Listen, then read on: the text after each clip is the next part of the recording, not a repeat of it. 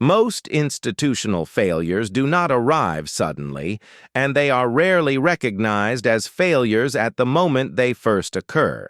They emerge gradually, introduced in careful language, justified through temporary necessity, and framed as limited departures from established standards rather than as permanent changes. What would once have been immediately questioned is instead explained, contextualized, and deferred. This is how institutions normalize the unacceptable. The common assumption is that normalization happens because people stop caring, because standards erode, or because individuals become cynical over time. That explanation is emotionally satisfying, but it is usually incorrect. In reality, normalization happens precisely because people continue to care, continue to notice, and continue to recognize that something has shifted. What changes is not awareness, but tolerance. Inside institutions, people are taught, slowly and indirectly, that certain problems are not problems worth destabilizing the system over. They learn that raising an issue is acceptable, but forcing resolution is dangerous.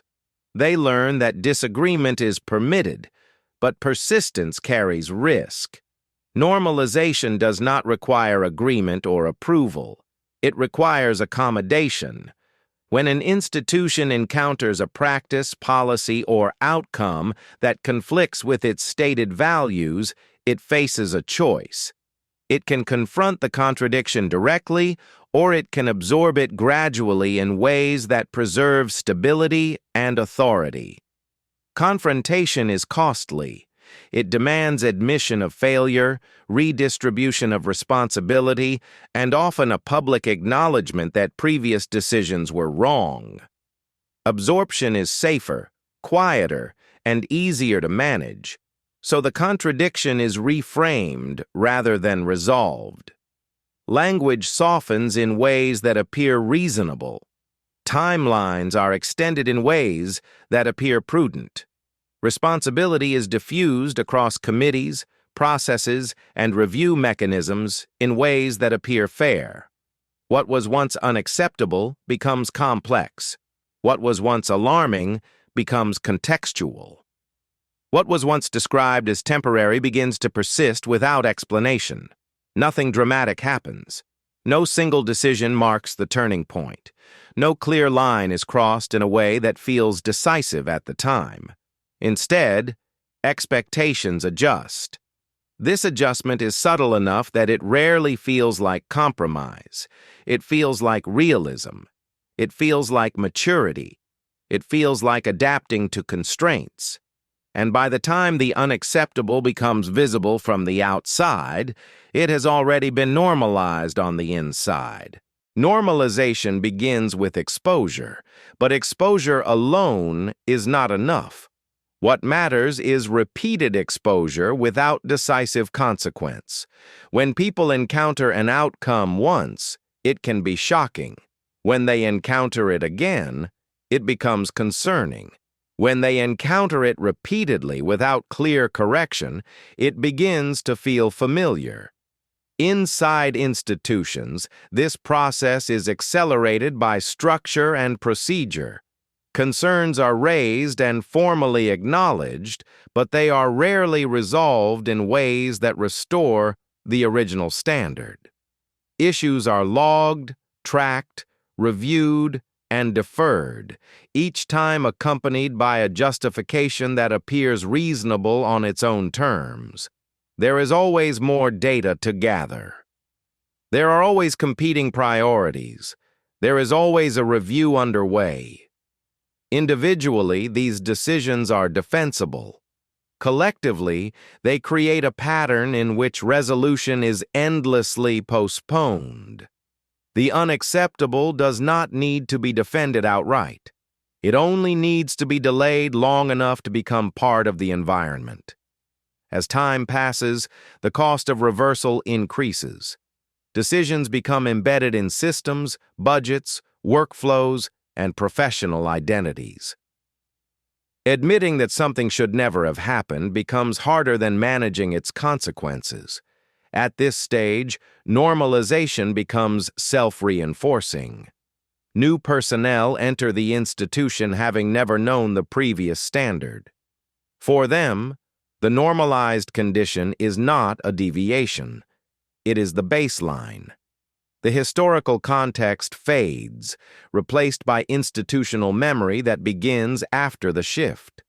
Those who remember the earlier standard are gradually repositioned. They are not silenced, but they are described as idealistic, resistant, or insufficiently pragmatic. Their concerns are reframed as emotional rather than analytical, principled rather than operational. This does not require bad intent or coordinated suppression.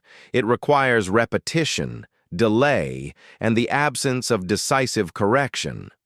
Normalization thrives in environments where responsibility is shared, timelines are flexible, and no single actor has both the authority and incentive to reverse course. By the time leadership acknowledges that a line has been crossed, that line has usually already been redrawn, and the institution moves forward, carrying practices it would once have rejected, now described as unavoidable, established, or simply how things are done. Once normalization begins, institutions develop mechanisms that allow unacceptable outcomes to persist without triggering crisis. These mechanisms are rarely formalized as policy. They emerge through routine behavior, procedural habits, and the quiet alignment of incentives that reward stability over correction. One of the most important mechanisms is diffusion of responsibility. As issues become normalized, they are assigned to committees, working groups, and review processes rather than individuals. This creates the appearance of engagement while ensuring that no single actor is responsible for decisive action. Responsibility is shared broadly enough that accountability becomes abstract. When everyone is partially responsible, no one is fully responsible. This diffusion allows institutions to acknowledge problems without confronting them. Reports can be written, meetings can be held, recommendations can be issued. Each step signals activity, while the underlying condition remains unchanged. Another mechanism is temporal distancing. Problems are framed as long-term challenges rather than immediate failures. Timelines stretch, milestones move. Urgency is replaced with planning.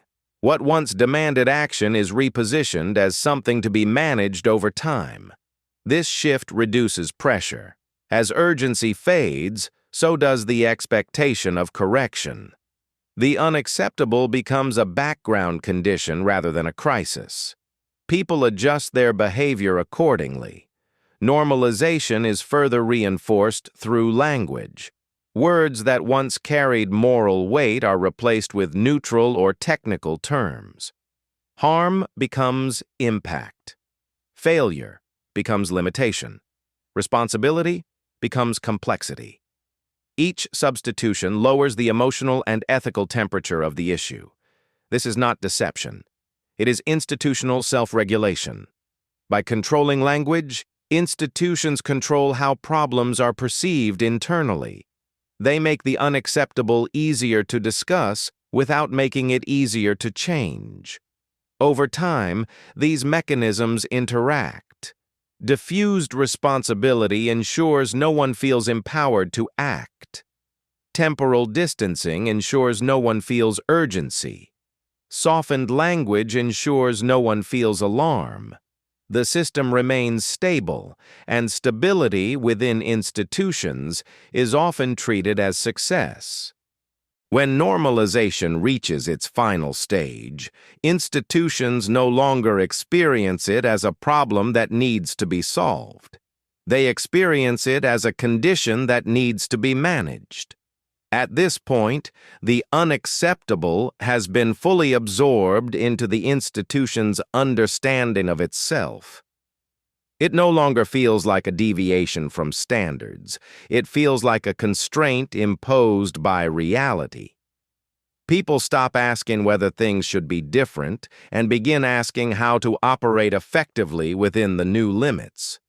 This is the moment when normalization becomes irreversible without external disruption. Returning to earlier standards now feels unrealistic rather than responsible.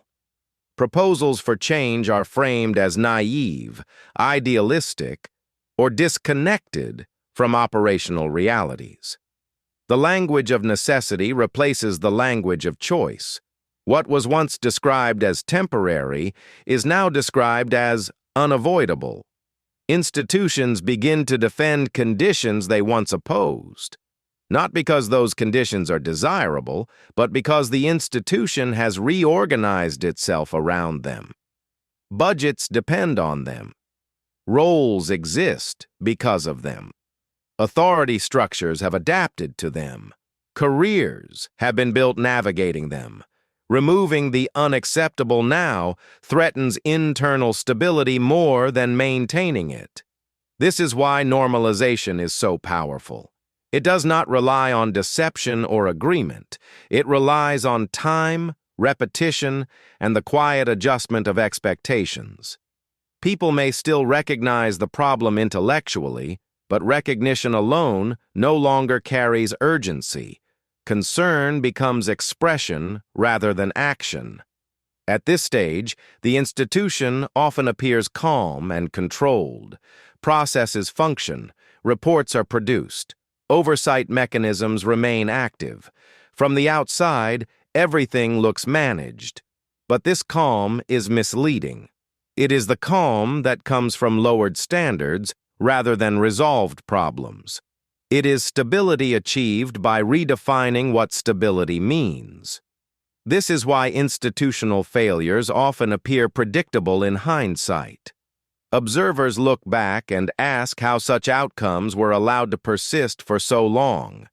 The answer is rarely hidden corruption or sudden collapse. The conditions were visible, the risks were understood, the consequences were discussed. They were simply normalized.